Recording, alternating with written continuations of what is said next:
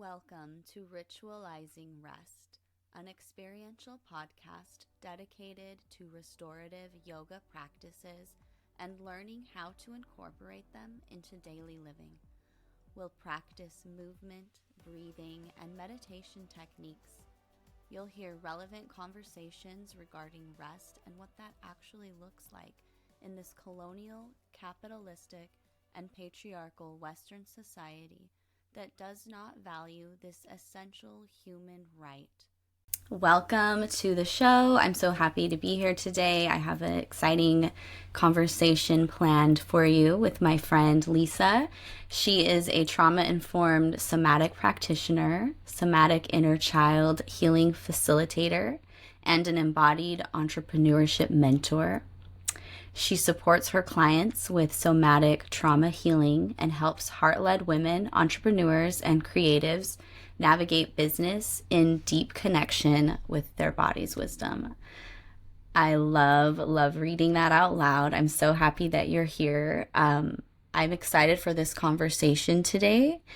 And thank you for joining me. Thank you. I'm so glad to be here. And yeah, I'm so excited to have this conversation too. I love that you bring up all the real stuff here on your podcast. So thank you so much for having me. Thank you. I'm so grateful for you. So this conversation, for starters, I feel like we kind of have a certain attitude about it in our society. So how can we be in our body and feel comfortable enough in our body after experiencing conflict in relationship, but specifically in friendships? I have talked to a lot of clients about this, and it's funny because it gets brought up and it's always something that it's like I can tell there's a hesitation to bring it up. But having conflict in friendships is a real experience, and I've gone through it. I've witnessed and helped and supported other people going through it. How do you feel about this topic, or what's coming up for you? I feel like it's a very vulnerable topic. And in our society as a whole, we are so focused on partnerships, right? So I feel like our focus is often that is where we put the work, and then friendships are just supposed to work. So if there's conflict coming up, we don't know how to handle it because no one has taught us how to handle it or how to navigate it. And if we show up with any sort of trauma, which a lot of us do, then all of that is going to be activated. And we're not just going to be hurt by the thing or the conflict that's happening now. It's going to bring up all of our old wounds. It's going to bring up our trust issues. It's going to bring up things that actually have nothing to do with the situation, but that we're then going to bring to the table. You know, like all of the, like, remember last year when you said this thing, or 10 years ago when there was this thing, I remember this. And then, you know, we're down that rabbit hole. And I think practicing being present with ourselves and with our friends is a very profound practice, but it's not something that we are given tools for in our society or in our communities. So when we're hurt in friendship, it can almost feel like it hurts more than when we're hurt in partnership, because there's more of a setup, you know, like there is couples therapy. People are talking about their issues in their partnership. Whereas when you're bringing up friendship issues, there's almost like an extra layer of shame of like, oh no, I don't know how to handle my friendships or this thing happened. So I feel like some permission giving around it can be helpful, because it really hurts. It really hurts because for a lot of us, you know, our close friends, or even if it's not our closest friends, but our friends, part of our support system, right? Again, if you come from a background of a lot of trauma, your family might not be part of your support system. So your friends are really, really important. And when we're hurt, we're hurt. Like there's no negotiation, right? It's painful. So learning to navigate that and being present with it, it can just shift so much. And it's also really difficult. Oh, yeah. What you said about the layer of shame is just having me think. Of course, there's this additional layer of shame because we don't really see, even though we know it exists. I mean, it's hard to say this because we know it exists, but it's almost like we don't see the conflict in friendships and what happens, and then also the resolution of it. We do see a lot of drama in friendships, and there's a lot of good TV shows based on arguing with people and being mean and things ending or just being really explosive. That's why I'm very passionate about this, because for me it also has deeper roots in patriarchy, right? Like it's not a friendship problem. Yeah. It's not a conflict problem. It's a systemic problem of us not learning to be in connection with our emotions, not learning to support each other. When we're women, there's an extra layer of, oh, she's just being over dramatic, and she's just, and of women not supporting each other. Like there's a lot of layers to go through there. I feel like we can't even have this conversation without talking about all of the history and internalized and generational things that we have experienced and internalized and inherited based on exactly what you just said, on women betraying women, on the witch hunts. There's also the side of that where women would have to turn on other women to either protect themselves. Yes, there is a history of not supporting each other, of lying and hurting each other, and whether it's to keep yourself safe or not, that is something that has been, our mothers and grandmothers and so on. So yes, it is supportive to an imbalanced patriarchal system when women are, pretty much taught to not trust each other. Anyway, that's probably a different episode. Happy to come back for that one. Exactly. And this is why I think the part about being present with ourselves, right? Being in our bodies, being with our emotions, actually naming what is here, that is our strongest tool, which sounds so simple, right? And that is what most of us cannot do.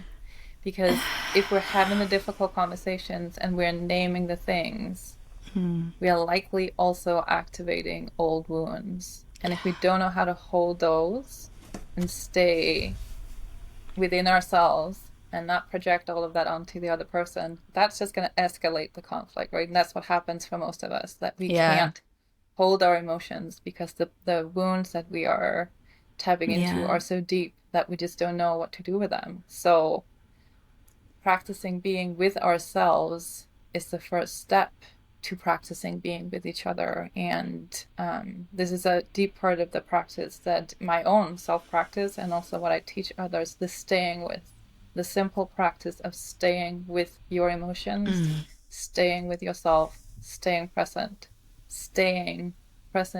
during the uncomfortable conversation, saying, you know what, Kat, you deeply hurt me.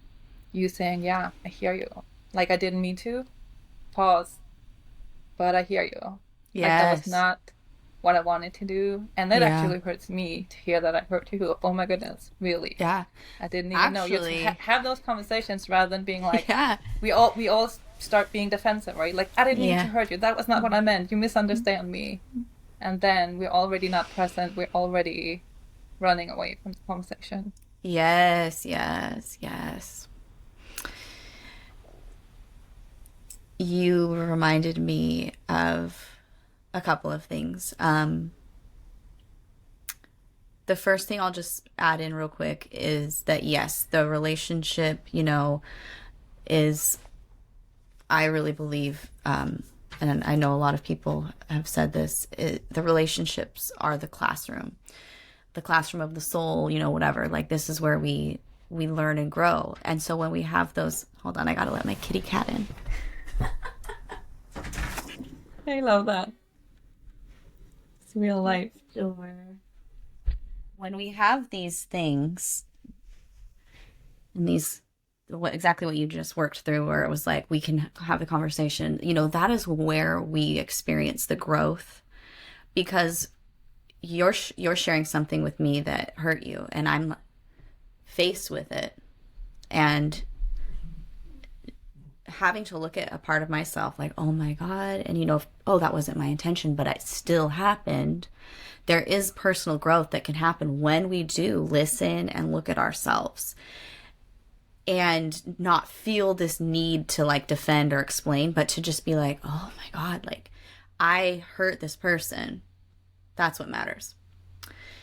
And I think that's where we can have that growth, when we're with people and in those relationships where it's safe and we're both evolved enough to do that. I think one of the big reasons that we're here and why we want to talk about this is because that's also not often the case. As you said, if we're each working through our own trauma, I think it's very rare for those experiences that you just described where both people can be with enough. Because what I've seen a lot in my own experience or with others and who I've worked with, what they've gone through is not usually that. It's usually that the conflict is too great, and then there is this, conversation, arguments, explosiveness, resentments, old things brought up, as you said, whatever it is that brings us wanting to escape and be out of our body because it's uncomfortable. So I think that's often what we experience. And of course, because we're all here to learn and grow and evolve, so those are the places where that happens, is in that messiness. But while I was also listening to, I hope it's okay to share very vaguely, but like one of the experiences that I had that I'm grateful for was one with you, where we actually were going to have a Zoom call just like a year ago or whatever, back when we met in our circle. And I think it was actually during more of COVID lockdown, but I was very distracted with the kids, and I don't need to give you all the excuses, but I missed our Zoom call, and 30 minutes went by, and I was like, oh my gosh. And I remember I reached out to you. I don't know if you remember this, but I do. And I was just like, felt terrible, and I apologized to you.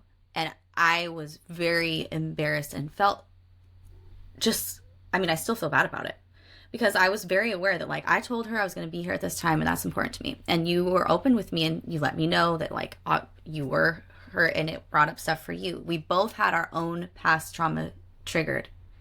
And I was able to be like, I know, like I've been on the other side too, where people have forgotten me. And I hate feeling forgotten. And I felt so bad because I was like, Lisa, you are important. I'm sorry. I didn't want you to feel forgotten. Now I'm all crying again. But I was remembering that whole time that I was just like, we were able to talk and we worked through it. And I remember even after, and even still now, it wasn't a big thing, but it could have been, but it wasn't. And we both were honest and held space for each other. And I was so grateful for you, because that is one of the few times where in my own experiences, it was able to be that way. It was uncomfortable. I felt horrible. You felt what you felt, but we moved through it. And I felt like I grew in my own way, because I was able to experience messing up and someone like being gracious and kind to me and moving on from it. Oh, I love when you say that, especially when you say messing up, because I'm like, oh my goodness, you didn't mess up, right? It was just, that was life. Life was happening, and you forgot something. So thank you for bringing that up. And also, two things, like past me 5 or 10 years ago would have like reacted completely differently. Now I'm very aware of these things, and somatics has taught me to hold opposites.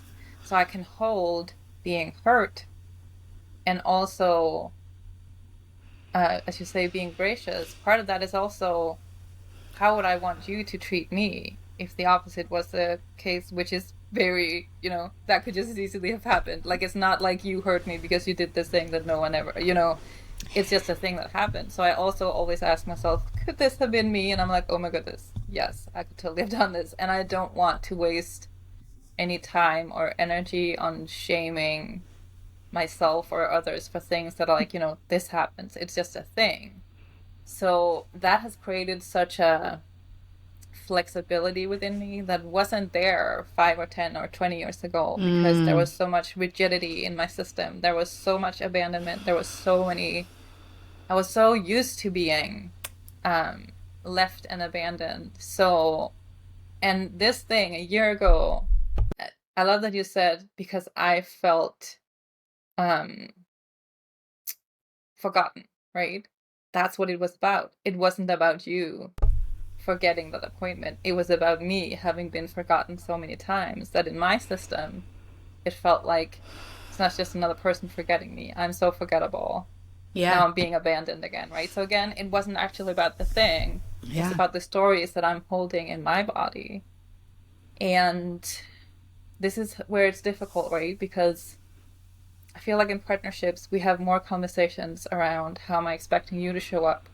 What do we need to grow together? How do we get to the next level? Whereas in friendships, it's more like, or at least what I hear from other people, what I know from my own friendships, we have less conversations around what we're expecting from the other person,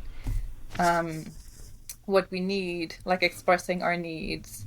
And absolutely. I think it's just important to be real about it, where I think in this situation, it was also about you being a mom, right? Being busy with mom stuff. And I'm like, I fully understand that, like, I'm not a mom, but I fully understand that your life with kids just looks different. There are things I don't understand. So there are those situations where, like, this is reality and it has got nothing to do with me. But I so appreciate that there was space for me to be like, hey, that actually hurt me. It doesn't mean anything. It doesn't mean, I could see like a 23-year-old version of me being like, I don't ever want to do this again, or this is really, like being dramatic about it, because I didn't have the tools to say I'm hurt. Like I feel forgotten.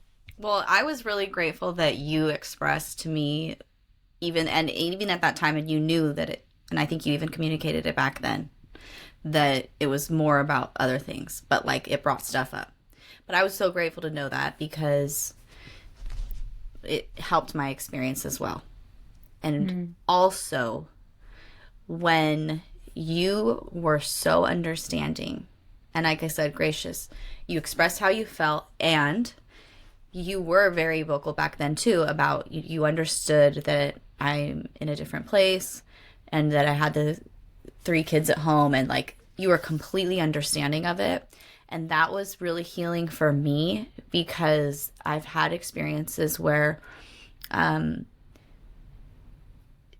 that's not an excuse, and I don't use my children or my busyness as an excuse, but there have been times where it is out of my control and I forgot the call. So in the past, and other people, were unable to offer that compassion or whatever, forgiveness, understanding that maybe I wasn't trying to be a bad person, but this is me right now as this busy mom. My kids were really young. It was very overwhelming. My girls are 15 months apart. Like, this is me right now. This is the hot mess of me. And I was so grateful that, like, you were okay with that, because I have had people who are just like taking it personal. And I can understand if it hurts, but I'm not trying to do that. And so it was very healing for me to go through that with you. Just as simple as it was just like, oh, someone's being understanding of me, because I was deeply upset with myself because I don't want to let people down. I don't want to not follow through on my commitments. I don't want people to think that that's who I am and, oh, I'm a mom, so it's okay, because that's not. Yeah. So. Welcome to therapy. Now we're getting into it, right? Because this is what it's about, right? It's not about you forgetting the Zoom call. It's not about you, like, whatever the reason with your kids was, which, by the way, is not an excuse. That's your reality, right? And this about all the patterns. When you were just talking, I just saw all of our patterns of, like, here I am feeling forgotten. There you are feeling shame. Here I am feeling like I have to stand up for myself. There you are uh, all your mom stories are coming up of how do you have to be a mom, and again, also my patterns are coming up of like how I saw my mom showing up, and I'm like, oh, I don't want to show up towards mothers the way I saw people show up towards her. This was back in the 80s and 90s, right? Like, I want to Yes. show up with a lot more grace, because Yeah. again, it's also about what do we expect from other women? What do we expect from friendships? What do we expect from Yes. others? One thing we expect is for people to have it all together, right? Yeah. And that's what I saw growing up, like women pretending to have their shit together. And I don't think any of us have our shit together. And I think that's so important when we Definitely show not all the up. time. Definitely not all the time.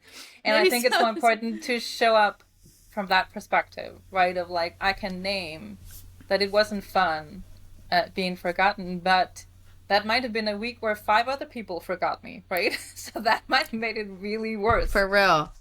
So it also depends on those things, right? And being able to name that right of like, I feel hurt, and actually it's more about I've sat here in front of the computer being forgotten in my last 5 meetings. Then it's actually more about that, right? And then it's again, then my patterns come up of like, well, then it's about, you know, me navigating who are safe people for me to hang around. Yes. How do I feel about commitments? And also us asking for what we need, right? Is there something I need? Do I need like a confirmation text the day before? Things like this, like just being able to say, like, would really help me if we can just check in, or I know that week is wildly crazy, or can we push this? Like, just naming our needs actually helps a lot.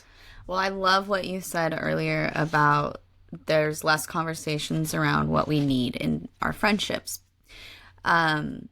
Absolutely. And what you said at the beginning of this conversation about just a complete lack of support regarding friendship relationships. We really only focus on partnership, romantic relationships. So we're not seeing a lot of things. We're not growing up with a lot of examples. And so, absolutely, I can think of my own friendships right now and all of the times that I've been disappointed and maybe had my trauma triggered where I feel, oh, they don't really value me, or, oh, they don't, all of whatever is being brought up really could be because there wasn't enough conversations about what I need and what I expect and what they're capable of, and what they need and what they expect and what I'm capable of. So I am manifesting a way for us to help future friendships and people in friendships where it's like we can go into friendships and be a little bit more intentional and like almost like dating. Like, what do you want from a friendship? What are you looking for in time commitments? And what kind of conversations do you want to have? How deep do you want to get? Exactly, because sometimes we just assume that, if you get a new best friend, it's like, oh, I assume you want to hang out all the time, and maybe they're like, hey, you're not my best friend and at they're all. like, also everyone thinks I'm their best friend, and you're like, oh, you have 5 other best friends that you're juggling. Exactly. And it's just, again, it's the vulnerability, right? Like being willing and able to show up and be like, this is vulnerable, but I would like to hang out every week, and the other person being like, oh my goodness, I do not have the time or the they're need like for once that. a month. Yeah. Yes. So it's and again, this can hurt, right? It can be like, oh my goodness, I thought we were closer, and the other person can be like, well, we are close, but I need my space, or this thing is taking up my time, or this year I'm focusing on this, right? So just like being real about things and being really aware of when the thing that is uncomfortable within us is actually more about old wounds than about the situation that's happening right now. Because I think having these conversations, could be uncomfortable, but I would rather know early on what each person is hoping, wanting, expecting, whatever. I think it would help to prevent some of the conflict that can happen. Can I just say in the meantime that I think also when we say conflict, I think, because I agree with you that everything can't just be rosy all the time, but I don't think we need to have the clashes that sometimes happen. I Oh think we yeah. can disagree and there can be discomfort, but I don't think we need the drama that sometimes is there. I don't think it's unavoidable. Is that a word? Yeah. I Unavoidable. think that sometimes because we don't have these tools, either things are going great and then there's a clash and then we try to repair or we just suppress it and pretend it didn't happen. Yeah. Where I think there's a way where the waves can be less, like the difference can be less, so it can just feel safer. And this is also the way to practice creating safety in the body. It's to not walk around, because for those of us who have any sort of shock trauma, so anyone who grew up around any sort of chaos or violence or abuse or anything that was a shock to the system, walking around waiting for that next conflict to happen is the biggest part of the problem. It's not actually the conflict. It's when it happens and our body goes, oh my goodness, now it's happening again. This is what friendship is. This is what trust is. This is what love is. Then all of our stories, Yes. run on repeat, and we're just in a loop of like, this is a disaster. And then we move into our trauma responses, which is either shutting down, right? Either not talking or being defensive or literally like being frozen in the moment and not knowing what to Yes. do. Or we run away, we literally leave the room, leave the friendship, leave the Yes. conversation, right? Because we're not actually, again, being present with what is there. Yeah. And I just think it's important to name that, so we're not normalizing conflict as Yes, like, I'm glad you said that. like, the like, all people yell at each other.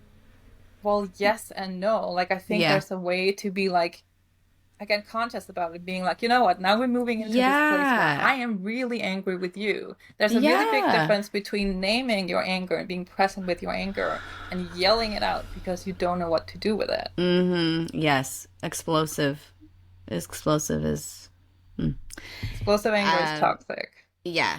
I think that that's an important discernment. I think we have to have discernment and knowing, and this can be hard because it's depending on where we are in the friendship and how invested or what we've been through, this discernment between, okay, like this person, I feel like they're incapable of moving through this with me in a healthy way. I'm not going to stay in a friendship with someone who's explosive. But I am willing for you to tell me you're angry and mad, and we can talk through that. But, so yeah, I don't want to normalize any of that. There still can be toxic behavior in friendships that happens in relationships. Absolutely. And I think that sometimes, we do have times where we will find ourselves in friendships where we have to realize that, okay, maybe it isn't possible to grow together, whether it's because that person isn't willing to take ownership or accountability.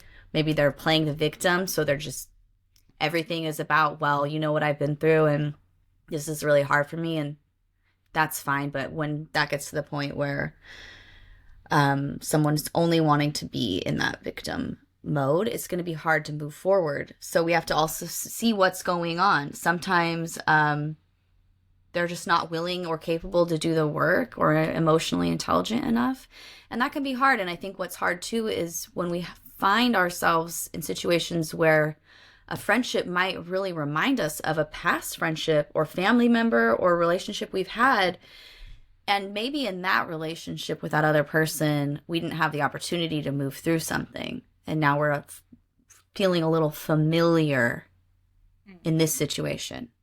Sometimes it can feel familiar and we can be like, but it's okay, and that person's different and we can move through it.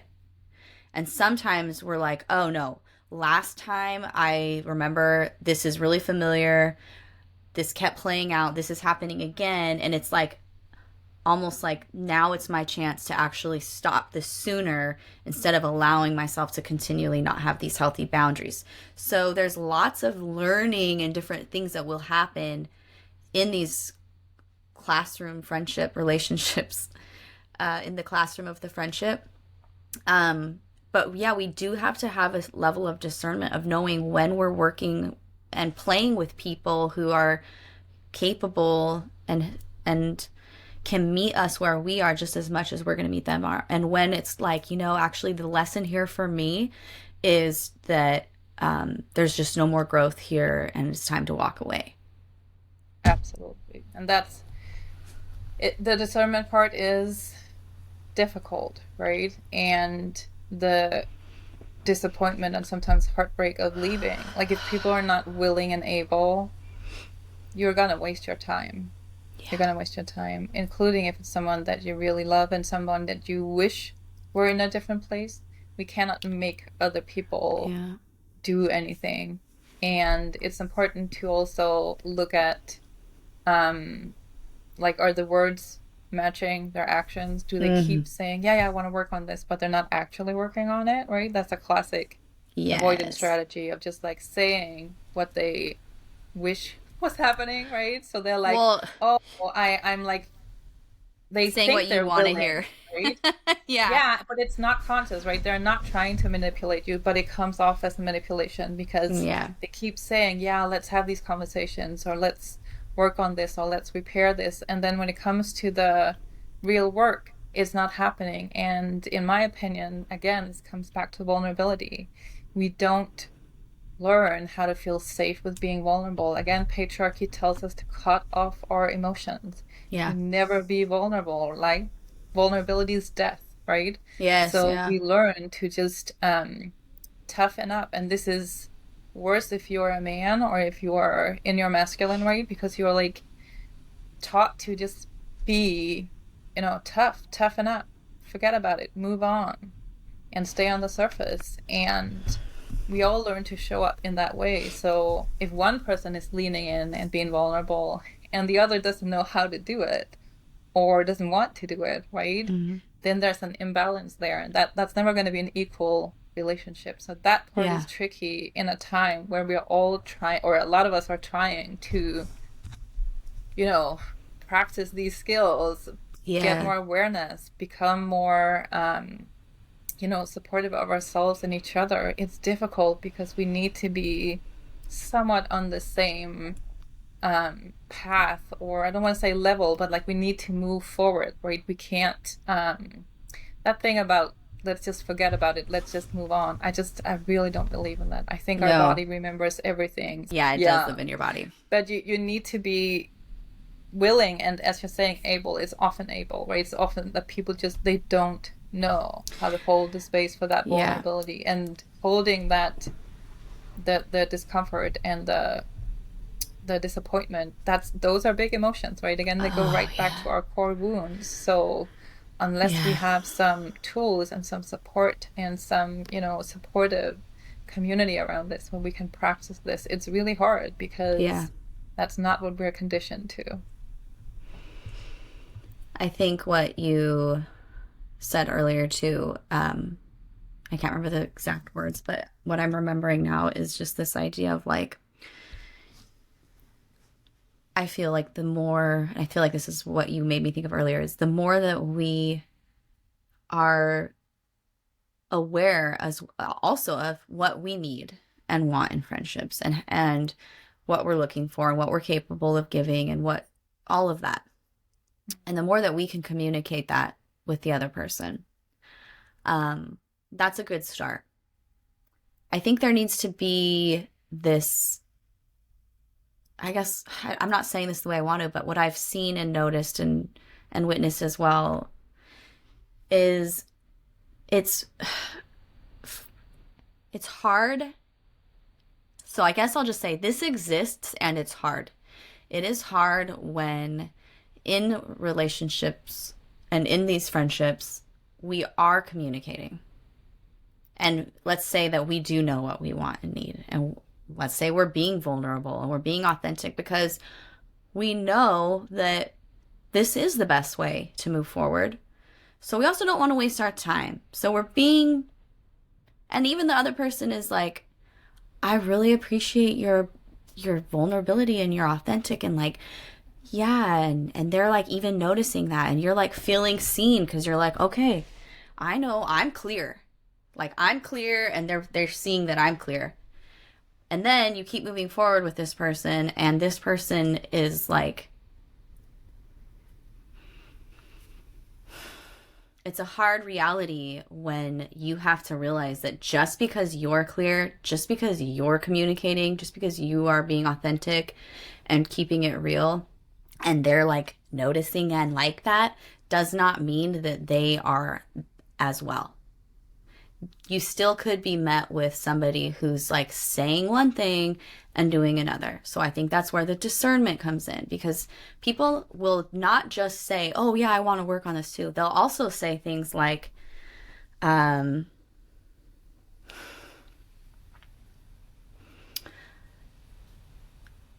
like giving you these ideas that, oh yeah, I'm also really, I love genuine people, I love being authentic. But you realize like this person hasn't opened up to you at all.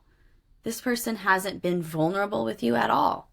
They're saying how much they appreciate how open you are and how honest and aware you are, but you're realizing that they're pretty closed off.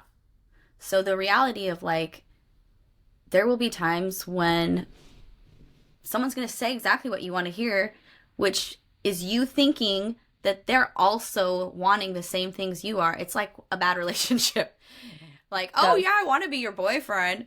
Oh, I want to be your friend. But it's like how many weeks go by before you realize like, this person says everything I want to hear, but that's it.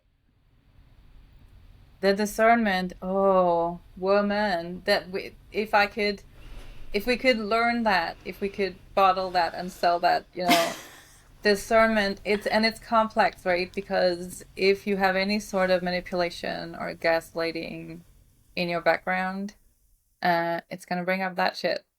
And also, I just want to say the person who is, it comes back to the thing about are your actions matching your words, right? That's not only bad people, right? It's also people who have the best intentions, who believe, like they really believe that what they're saying, but they are incapable. This is what patriarchy does to us. We are actually incapable of being vulnerable. We are actually incapable. Just like if you couldn't walk, it's like you can't actually do it. You don't actually know how to do it. Your whole body is like, I don't know how to feel this emotion. I don't know how to open up because it feels like death to our system. And our system is so intelligent. Our nervous system is so intelligent. Our whole body is so intelligent. So it is going to protect us. It's going to protect us because its number one goal is to make us survive. So if the only thing that feels safe to our system is to say a lot of words and never follow those up with actions, that's what we're going to do. That's what we're going to do. It's not because we don't want to be good friends. It's because we don't know how to, and we don't know how to be vulnerable and say, hey, Kat, can you help me learn this? Because I want to learn this authenticity thing, and I'm completely lost. I have no idea how to do it. Most of us don't say that, right? We say something and hope that it gets us through to the next part or the next thing, and it gets messy. It gets messy. Oh yeah. And like what you said, if someone even might have good intentions, but like they're incapable, it could be that their good intentions is that they were taught or they have this idea they might not even be aware of, that they, especially women and people who have been raised as women in this society, that they need to be a martyr, that they need to say yes, that they need to be helping everybody, they need to be available. So that means they need to be like, yeah, we should totally have that play date. Oh, we should totally do that. Oh, like, let's go do this fun thing. And they have good intentions, but what's really happening is it's too much. It's too much for them to do all that. We can't expect them to be all of that. They shouldn't be expecting themselves to be all of that. And they're going to crumble and break. And then that's going to show up as flakiness, as making all these elaborate things and promises and then not following through on them. And then the other person's going to be hurt. So it's this idea of, I have to be this way. I have to be this generous person. Also, that might be what's keeping them safe, is because that's how they were only way they were loved or liked in the past. Yeah. And so it really does bring up friendships, bring up all of our stuff, all of our stuff, all the ways that we feel we have to perform to be approved and accepted, and all the ways that we default to when we're hurt and our needs aren't met. It's like everything happens in friendships, but we only It care really about does. partnerships. Well, again, it's our culture, right? We're Yeah. so focused on like finding the right person, and we're only whole if we're in a couple, right? And I'm not saying that there isn't work to do in partnership, for sure. There's lots of We're work not to be saying done there. that. That's not the issue. It's just that kind of, in my opinion, this is also a big issue with partnerships, right? Because if you're not nurturing your friendships, that is also going to show up in your partnership. Whereas if you're actually valuing both things and tending to both things, right? This is about tending. It's again a thing that we are not learned, that we're not taught, right? We're not taught to tend. Yes. So if we could actually tend to our friendships, not because we owe that to our partnership, but because we want to have whole lives, right? And we can't just focus on one thing, like a single focus. Like if you're only focused on your business, or if you only focus on your partnership. Yeah, it's That's not never a healthy, checklist. right? No, but it's obsessive tending, to only. Lisa, it's like tending to your garden. You have to tend to your Exactly. friendships like you tend to your garden. You got to water it. You got to pull Yeah. the weeds. You can't ignore the weeds. You have to see them and be like, Yeah, There's a and lot. if You have to and if you plant don't new do that, like if seeds. you only focus on the one thing, which in our culture is often the partnership, that like if you build everything around that, that's also why it's so vulnerable if a partnership falls apart. Because again, we have put everything there and feel like this has to work, you just rather made me realize than something. Yes.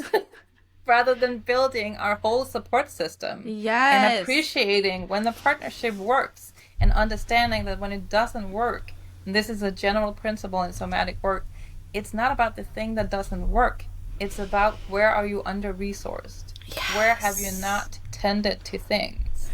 Where, like, who is tired in the relationship? What have you not spent time on? Where have you not deepened? It's not about the thing that you're actually talking about. It's not about the conflict. It's about everything around it. And it's the same in friendships. Like it's Yeah. the thing that comes up, the hurt, the conflict, that's just a symptom of something. And as a somatic practitioner, I always go to resource first. Where are we under resourced? Where have we not tended? Where have we not nurtured the garden, I should say. I'm just going to explode with downloads right now. You're so wise. It's like, yes, of course. First of all, everything is set up this way. It's very individualistic. Our society, our colonial, patriarchal, white supremacy, idealistic society is very individualistic.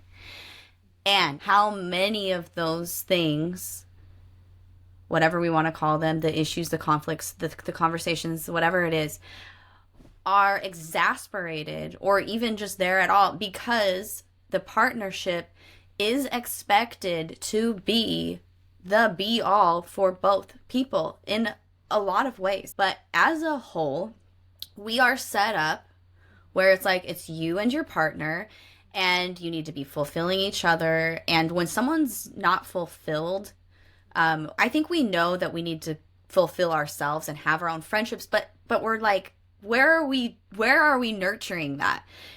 There is no other support system. One of those people in the relationship probably needs to go on a walk with a few friends and have some conversation and do some shit without their partner.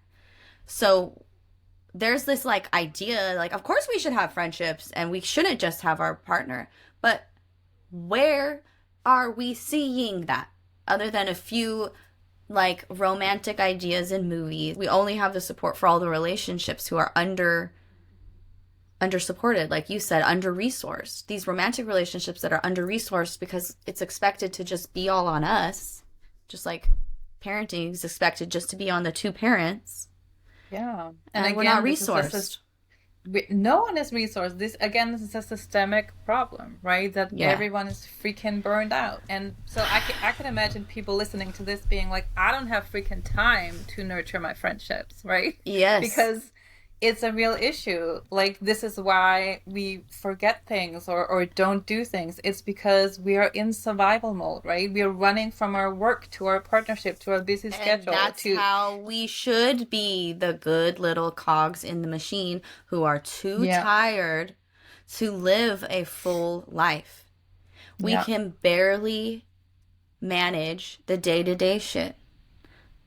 We also are probably just living paycheck to paycheck, more than half our paycheck going to rent or the mortgage.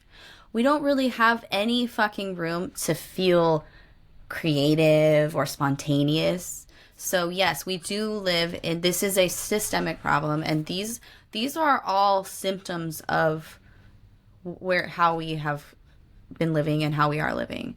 And the more that we can identify them and talk about them, it's just a step closer to empowering ourselves, empowering the next friend that we're in friendships with, that we're able to better hold space for because we're resourced. It's going to hopefully make a difference. But yes, right now we do live in a very exhaustive time. And the big picture is nobody fucking cares if you are tired and you don't have time for your friendships, as long as you're going to work and paying for the bills that you committed to and you're not homeless. So we have to care. We have to care about our friendships. We have to care about resourcing ourselves and resourcing our partnership and resourcing our friendships, because we are caring about resourcing ourselves. Because the society doesn't care. Celebrities don't care. The TV doesn't care. We have to care. And as you said in the beginning of this, we aren't taught this. So we have to talk about it and have these conversations so that we realize that we do need to be taught about this. And as Lisa's been telling us, everything will feel and be different when you are resourced and embodied. yes. Like you That's said, the you point. are a And different person now from when you were oh 10 my years ago. goodness. A lot of my healing work is forgiving myself for who I was before I knew what I know now. Like, I didn't know how to show up differently because I didn't see anyone else showing up differently. Everyone around me were burned out and under-resourced. I didn't even know the word resource or under-resourced. So I just assumed that this is how humans were. And as you're saying, sometimes there was explosive anger, sometimes there was conflict, sometimes things went wrong. And they do, but my first question now is always, who here is under-resourced? And that includes myself. Like, if we're two people in a friendship and there's conflict, when I say, what's the problem here, I'm including myself in that. I am not being like, oh, everyone else here has this problem and not me. Just because Yeah. I teach embodiment and resourcing doesn't mean that I do it perfectly.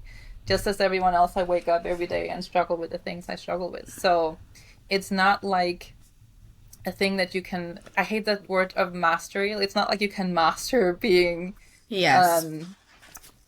being like resourcing yourself, but it is something that we can practice together and check in. So if you're in a friendship and the priority is to tend to that friendship, right? It also means that if you're not showing up, if you're forgetting the other person, as you said as the example, right? That then the shared intention is to check in with each other and be like, hey, are you okay? Because Yes. you showed up late, or is something going on, or you didn't respond to, like, you didn't even notice my text for 2 weeks, right? And it's like, are you actually okay? Rather than just assuming that the other person did something Yeah. that had something to do with you. Again, right? That's a trauma response of thinking that it must be something Yes, it is. to It must do be with me. you. Yeah.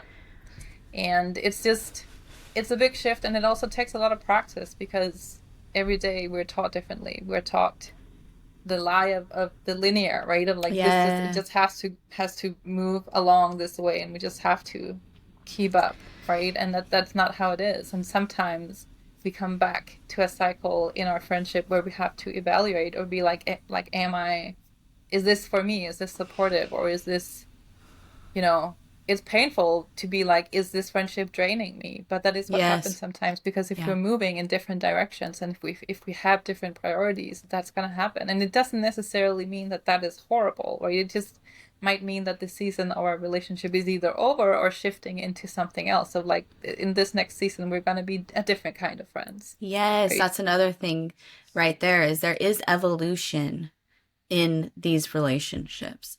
And what you said about the lie of the linear, it's like we are cyclic beings. We live in there's a cycle of our seasons, of the moon, everything. And when you look at the circle, one of my good friends explained this to me, and I don't remember where she heard it, but when you look at a circle spinning, there is a time when it almost looks like it's going backwards, but it keeps spinning and it keeps moving forward. But there is a time in the cycle, in the spin, where it seems like you're going backwards. And that is where there is a time when some things might come up again, and maybe we'll revisit that lesson, that friendship, maybe that lesson with a different person. But whatever it is, we are evolving and growing, and in a cyclic way. So it's not like, oh, that's in the past. It's probably going to come up again for you in a different way. So that's just something that I don't think we see or learn a lot about, is this evolution, and that we can change and grow in our friendships. And sometimes we'll change and grow together, and sometimes we will be going different ways. Yeah, and it's also because when I see them as invitations, right? And sometimes those invitations are scary, right? Of like, are you ready to, because sometimes it's about deepening, right? Are you ready to deepen this friendship? Sometimes people are Yes. not, right? You Yes. don't want to be more vulnerable. You don't want to be closer. And this again has a lot to do with our patterns, right? Of like, are we comfortable being close to people, or do we prefer to keep them just at an arm's length so that when they hurt us, right? Because that is often the expectation when you're living with trauma in the body, right? Of like, when is this person going to hurt me? Because I know it's going to come. So then it's better to have them a little bit further away so that they Yes. don't hurt you in a way that's going to make you completely fall apart.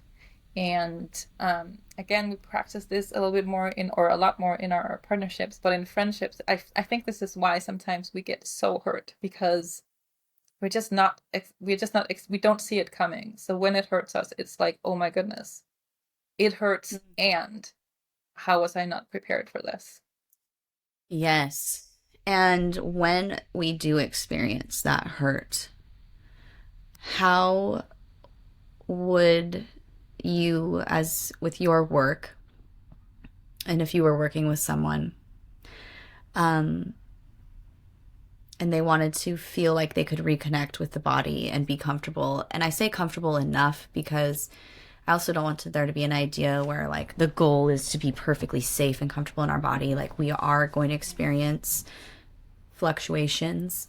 But overall, I think to feel that we don't have to distract ourselves or escape with something else. What are the ways that somebody could begin to like relax more into their body again? Especially what I've noticed, just real quick for myself, when I have experienced something with a friendship that was upsetting and whatever we've been talking about this whole time, there almost, even in myself, is this expectation too, to like, why is this bothering me so much?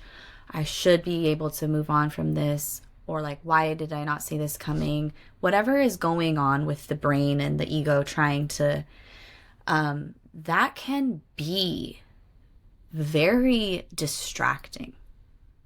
That can be consuming even, where it's like, I don't want to think about this. Maybe I'm feeling so ashamed or whatever that I'm just curling up in a ball. Like, what is my body doing? I'm noticing that I'm feeling maybe shame or frustration. Maybe I should have known better, anger, whatever it is. That can be very dysregulating. As much as I would like to talk myself into being logical and not caring as much, it can pull you out of your body, or at least make you want to leave. Yeah, and this is part of the like unconscious strategy. Again, our body is so wise. The overthinking, the million questions. That's the way for us to stay out of our emotions, to not feel the pain, to not feel the hurt. Because if we stay in our mind and keep asking ourselves the questions, we can analyze our emotions rather than actually feel them and be with them. So if I work with someone who is in this state of hurt and dysregulation, the first thing is to figure out if the person the hurt is happening with, if it's someone that they want to, who is safe to stay with and to keep repairing with, or if it's someone that they need to move away from, right? Okay. It's important to, when we're talking safety, to just be like real factual, like, is this someone who's safe for you to be around? And so that's the first thing, because if it's not, it's really important to create distance there and to like be like. What I would add for that too, because like I feel like probably everyone listening might know, but just in case, is it safe to be with them? Like, are they someone who is going to make you feel like it's your fault for telling them how you feel, manipulate, lie, not take ownership? Like those kinds of things, I wouldn't say it's a safe person to work through when there's complete like non-accountability and even maybe blaming. It's also the practical, right? Like friendships can also get ugly, right? If people are yelling at you or throwing things at you, right? You literally have to figure out, is this a situation I need to move out of, right? That's the first thing. The next thing is it someone who is willing and able? Can I actually move through this together? Do I need some help around this? Can we both show up in therapy, in a women's group, wherever it is? Like, do we maybe need some support for this? Is this something that we can move through on our own? Because sometimes we can't. Sometimes we need some support, and that's normal. Again, it's about learning. Do I need to tend more here? Do I need to call in more support? So those are like the practical things. The somatic part of it and the emotional part of it. The first thing I do is to go to resourcing, is checking in around, how are you sleeping? How are you eating? How are you resting? How is your schedule? How are you feeling? Before we even talk about the problem. In somatics, we don't go directly to the problem. We make sure to check everything around the problem first to see, is there something you need first? Are you even resourced to talk about this? Are you well rested? Because as you said, if we're not, we're going to show up differently. We're going to show up from all of our trauma responses, from all of our pain, and not looking for solutions. We're just going to look for the pain to go away. And that's going to create different strategies than if we're actually showing up resourced. So the first thing I do is work on resourcing. And this can be a lot of the work. For some people, that is most of the work. And once we have moved or started working, it's not like we work with resourcing and then we never move on from there. But it's a lot about checking in with yourself, and then it's about moving on to how are you supporting yourself also resource wise. Like, are you checking in with yourself? Are you checking in with your emotions? Are you having any sort of practices? Like, are you going for a walk? Are you playing with your kids or your dog? Are you painting? Are you doing things that are making you feel full and happy and recharged? Because again, that's gonna make you look at the situation differently. So that's the first thing I do. And then we move on to connecting with the body, checking in, simple check-ins, checking in, how are you feeling, what is present, where are your emotions moving in your body? Are there any way where you're feeling, pressure or anxiety? And then we work with how we are holding those things so it doesn't become a problem, or that the client isn't scared of approaching those feelings, but slowly learned to be with the emotions and be like, yes, there's hurt here. Is there a way? Again, we call in resource of like, is there something I can do in the body to make the body feel safer? Can I breathe more? Can I slow down? Can I pause? Can I set a boundary? Because we don't always have to dive into the deep things. Sometimes it's enough to name them. And then practice being with them. We don't always have to go back and talk about the deep hurt, because sometimes that's actually re-traumatizing. This is part of the reason why somatics works so well with talk therapy, for example, is because we don't always dive deep into and talk about the hurt. We are moving with it from the body. We are experiencing it from places that are not about language and words and retelling stories. And that is so helpful for the nervous system to learn to process and be with things. Whereas when we talk sometimes, if we're talking about the thing that's hurting, we're literally, tensing up. We are holding our breath. We are, Yes. becoming smaller. We are holding all of those emotions in our body rather than letting them move through us. And this is a big practice, like practicing having the wave of the hurt come and let it come, let it move over us and let us move with it. That is, that's a whole lifetime of practice of learning to be with those emotions and not Absolutely. let them freeze us or let us feel stuck, but learning that is part of being human. And this is hard in a society that teaches us to have no emotions. This is part of why it feels impossible. It's not because emotions are that impossible. It's because no one teaches us how to be with them. So it feels we don't make room for them. Yeah. Complex. We don't make room for them and we don't know how to. Yes. Right?